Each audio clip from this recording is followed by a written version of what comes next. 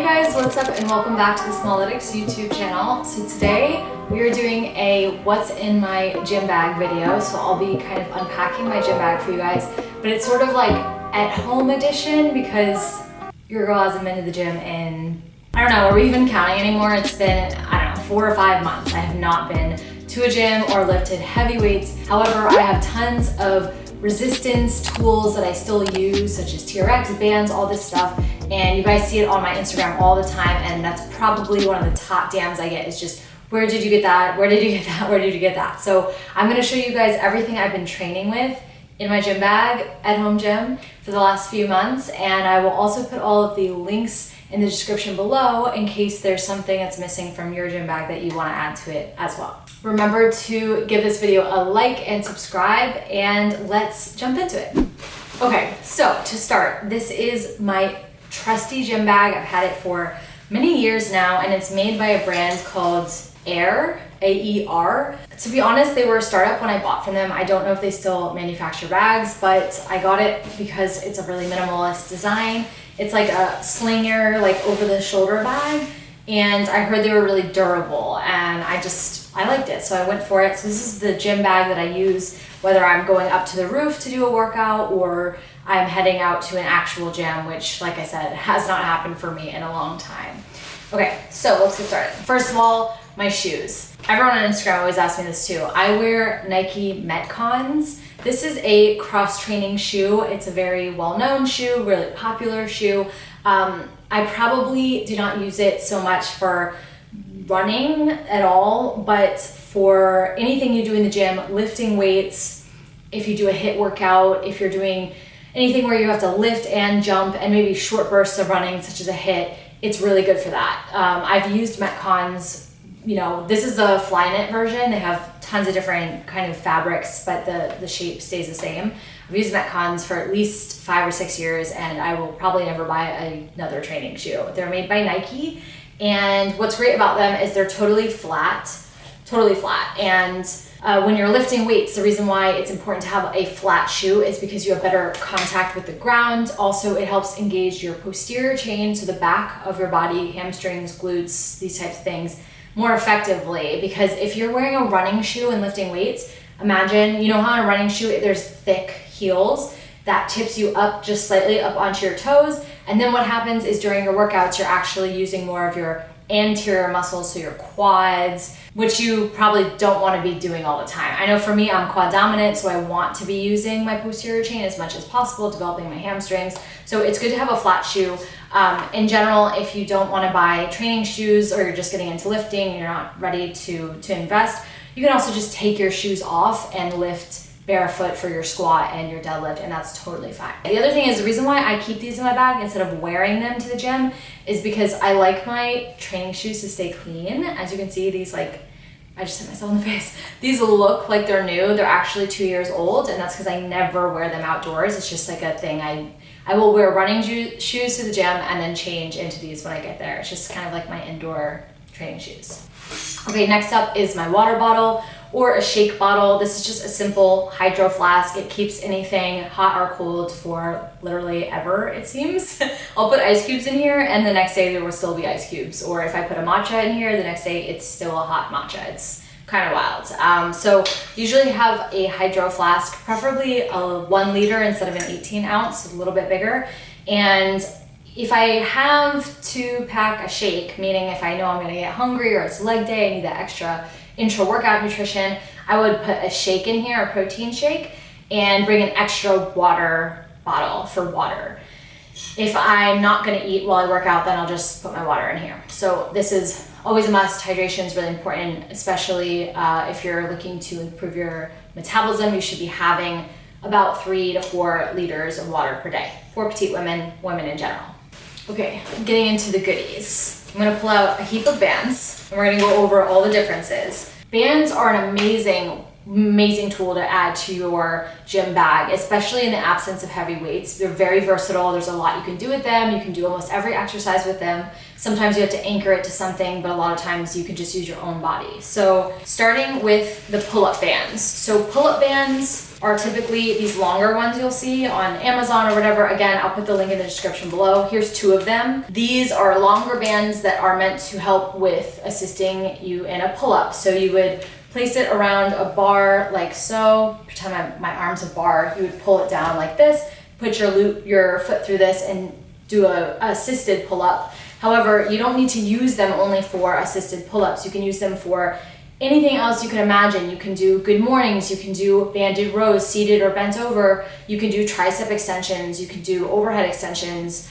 You can do unlimited things with pull-up assistance bands. You can work almost every muscle in the body, if not every muscle in the body using them. I have a whole pack, but these are the 2 most common ones I use.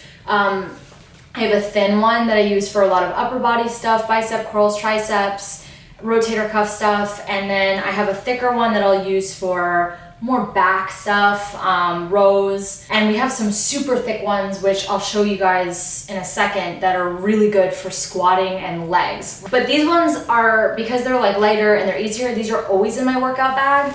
The heavier ones I'm going to show you that are like 80-pound resistance, 100-pound resistance, those are in our like home closet that I only break out if I know I'm going to be doing a heavier workout without weights. So these are like the gym bag version, and let me show you the other ones. Whew, this is the Gary gym bag. Gary's my boyfriend. He has a ton of equipment in here. So this is huge. This is how thick the pull-up band is that I use for squats and deadlifting. If I'm gonna work out up on the roof and I don't have any other heavier weights, I will use this thick one. And you can buy any amount of resistance, really. I mean, probably up to like 200 pounds on Amazon. Okay, up next is one of my faves, probably my favorite thing in my gym bag is the Slingshot. This is a thick fabric resistance band that you use as a hip circle or a hip loop. So it goes right above your knees, not on top of your knees, but between your glutes and your knees, right in between there. And you can use it for hip thrusts, squats, tube walks. It's great for working your abductors, which is the side of your butt basically, and it's great also for working your glutes. So it helps get that extra glute activation. If you're trying to train glutes or you want more of a bigger bum, you should definitely invest in a hip circle and add it to all of your basic glute exercises. Next up, I have another hip circle that's really light. This is when I need to do burnout work or assistance work that I cannot do with this. A good example would be fire hydrants or something where I'm doing high rep and this is not meant to be high rep. It would be really hard to do, leg lifts or leg kickbacks and a high rep with this because it is just so heavy. So this is more for higher rep, burnout, end of the workout, you're trying to fatigue the muscle group as much as possible. This is just a lighter one to use. And then I also have a Physio band. I injured my rotator cuff a few months ago and 2 months ago. It's almost healed, but I did have to do a ton of rehab work on it. So I did a lot of rotator cuff stuff. Also use this for if I do any core work that involves, compound. For example, I've been doing single arm planks with a arm abduction, so like a fly. I would use a light band like this since there's not a lot of stability, not a lot of strength for that position. It's just good to have a really light band. You can also do lots of ankle work with this, attaching it to, anchoring it to a point and then doing footwork just to help improve your stabilizers. And it's more of like a physio band. Yes. Sweat towel, this is a must. I'm like the sweatiest person in the gym. I know it's not cute, but I've always been that way. Back when I was fencing, in fencing you wear full, you're covered from head, mask, all arms, legs, everything. I would just drench my outfits. I just sweat a lot. So I always have a towel. So envious of the people you see who are working out so hard and they're just dry. They just look dry. I don't understand it. Can't relate.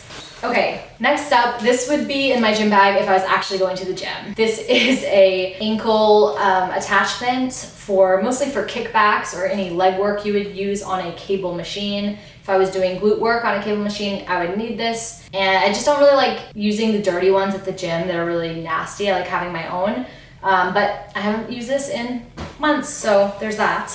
Okay, we're towards the bottom, but we're not done yet. I do have some wrist straps. So I made a separate video on wrist straps, it's hard to say, for petite women about a year ago. I think it was last summer. And if you're lifting heavy, if you're doing deadlifts and you get to a point where you feel like your wrist strength could use some support, like your back and your legs are strong enough to lift the bar, but your wrists aren't, you can use wrist straps. You wrap it around the bar, you put your arm over it, and it helps you lift weights and take a little bit of load off of your fingers. It helps with grip strength, basically.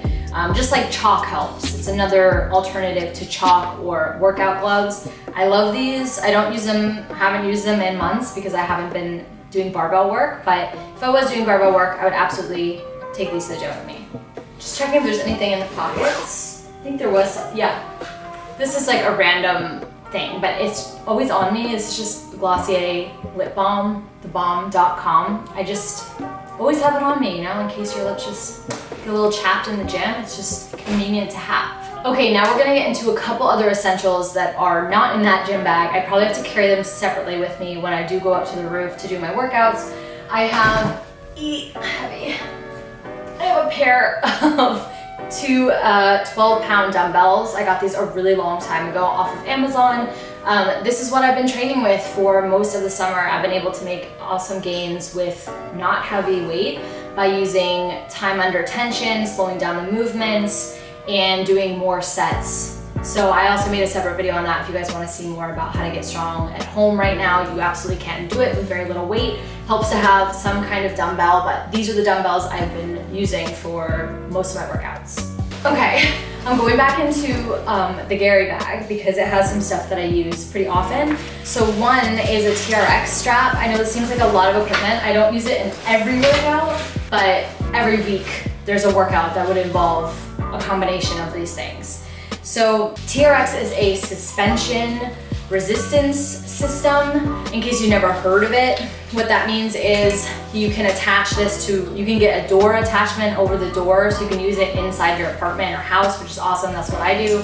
There's handles and straps at the end, and basically you use your body weight as a form of resistance, weight, and you can do things like rows, you can do flies, you can put your feet in them and do mountain climbers. You can train every muscle in the body using a TRX. It's really awesome I like using it for back. You can do assisted pull-ups. You can do tons of stuff with the TRX. It's basically a must for traveling or being stuck at home, and I use it every week.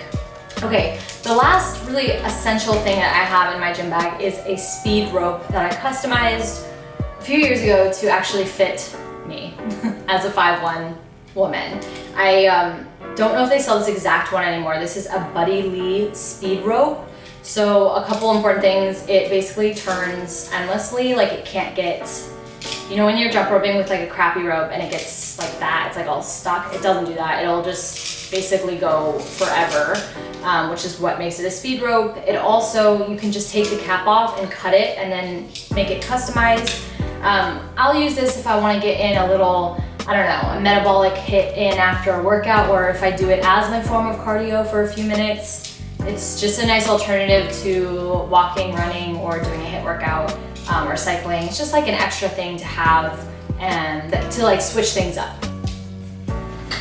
Okay, that was lastly, but I wanted to point out something that I think is utterly useless and you should avoid purchasing pretty much at all costs are these bands. We have a lot of them because we have a lot of everything. When you are a personal trainer and an athlete and you take another athlete and you live together, we just have loads of fitness equipment. We also have med balls and other random stuff that would not go in my gym bag. But we do have these things. You see them sold really widely on Amazon. They're not very useful. Anything with a handle, honestly, you don't need it. I would just get pull-up assistance, bands and use those instead. So just, I would say avoid these. They're not that useful. You can do a lot more with the pull-up assistance bands in general. Okay, so the only two other things that aren't really shown here are my running shoes. I run in Nike Pegasus, and a sweatshirt pullover that I would wear to the gym and then wear when I leave because I get colds in my sweat. Those are basically the only other things. So I will leave all of the links in the description below if you want to grab any of these for yourself. I hope you guys loved this video, loved touring my at-home gym bag. Remember to give this video a like and subscribe to the Smalletics channel for more content tailored to petite women. And you guys, I want to invite you to a special masterclass, totally free, that I'm hosting on Saturday, August 1st at 1 p.m. Eastern Standard Time. This is my most popular online free training for petite women. It's live. It's me chatting with you guys, breaking down your metabolism as a petite woman. Specifically, we're getting into why calorie calculators suck for petite women. If you liked my other YouTube video, if you've seen it on calorie calculators, you will love this training. We're gonna get into how many calories you should actually be eating, how to train, how to take a metabolic approach to your health as a petite woman, and you will also have the opportunity to be one of the first to join the Petite Power Program for the August session. And like I said, if you watched my last video, there's over 1,500 women on the wait list this time around. So if you wanna hop in, this will give you early access. You'll be invited to join. It's gonna be super awesome. So I hope to see you guys there, either for the information and the fun and just hanging out, or to join the program. And yeah, I hope you guys enjoyed this video, and I will see you at the free training. Bye.